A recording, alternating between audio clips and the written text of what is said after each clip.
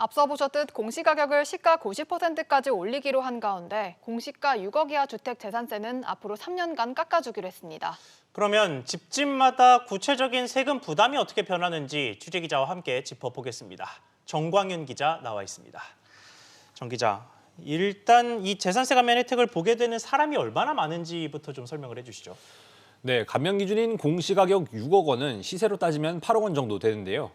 전체 주택 1,800만 가구 가운데 1,000만 가구 정도가 혜택을 보게 됩니다. 집값이 높은 서울에선 강북, 도봉 등 외곽 지역, 수도권에선 분당과 판교를 제외한 대부분 지역이 감면 대상이 될 것으로 보이는데요. 지방도 고가 아파트가 몰린 일부 광역시를 빼면 대부분 세부담이 줄게 됩니다. 네, 구체적으로 얼마나 줄어드는 겁니까?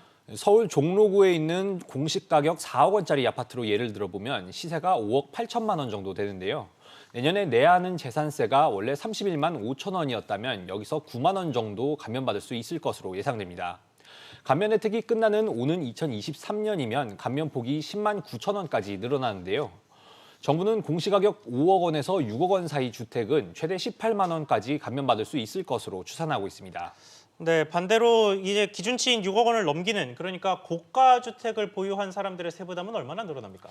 네, 공시가격이 오르게 되면 재산세와 종부세 부담이 늘면서 이제 총 보유세 부담이 크게 늘게 되는데요. 비싼 집일수록 공시가격 현실화 속도가 빠르기 때문입니다. 공시가격 15억 원 이상 아파트는 5년 뒤면 공시가가 시세의 90%까지 올라가는데요. 서울 서초구 아크로 리버파크로 보유세가 얼마나 늘어나는지 한번 예를 들어보겠습니다. 현재 전용 면적 84제곱미터 시세가 30억 원 수준으로 올해 내야 하는 보유세가 1,300만 원 정도인데요. 5년 뒤 공시가격 현실화율이 90%까지 오르면 보유세가 4천만 원에 육박해 지금보다 3배가량 뛰게 됩니다. 네, 그리고 다주택자도 세부담이 크게 늘겠어요. 네, 그렇습니다. 서울 강남구 음마아파트와 마포 레미안 프루지오 전용 84제곱미터 두 채를 가지고 있다고 가정을 해보면 올해 내야 하는 보유세는 3천만 원 수준입니다. 하지만 5년 뒤에는 8,700만 원에 달해 5천만 원 넘게 오르는데요. 보유세 부담을 피하기 위한 매물이 더 늘어날 수도 있지만 요즘 같은 전세 난 상황에선 부담을 세입자에게 전가하는 경우도 있을 것으로 예상됩니다. 네, 정 기자 잘 들었습니다.